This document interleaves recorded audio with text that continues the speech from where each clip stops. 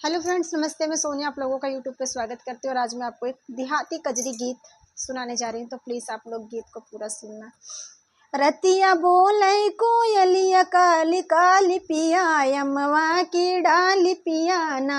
रतिया बोले कोयलिया काली काली पिया यमवा की डाली पियाना।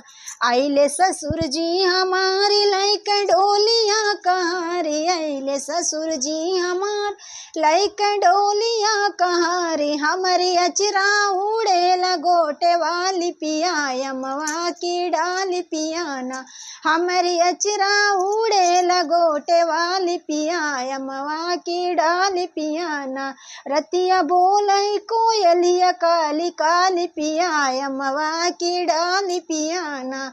आइले जेठ जी हमारी लैक डोलिया कहारी। आइले जेठ जी हमार लैक डोलिया कहारी। हमर चूड़ी बजे लाली लाली पिया यमवा की डाली पियाना। हमर चूड़ी बजे लाली लाली पिया यमवा की डाली पियाना। रतिया बोले कोयलिया काली काली पिया यमवा की डाली पियाना।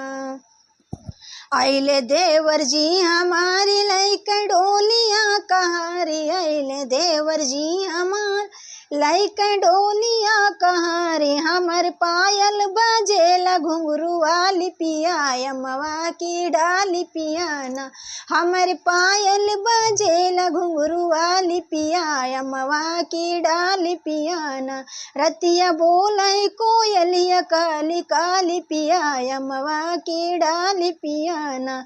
आइले पिया जी हमारी लैक डोलिया कहारी। आइले सैया जी हमार लैक डोलिया कहारी। हमर जियरा धड़के हाली हाली पिया यमवा की डाली पियाना। हमर जियरा धड़के हाली हाली पिया यमवा की डाली पियाना।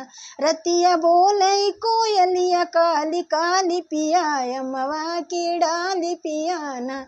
रतिया बोले कोयलिया काली काली पिया यमवा की डाली पियाना।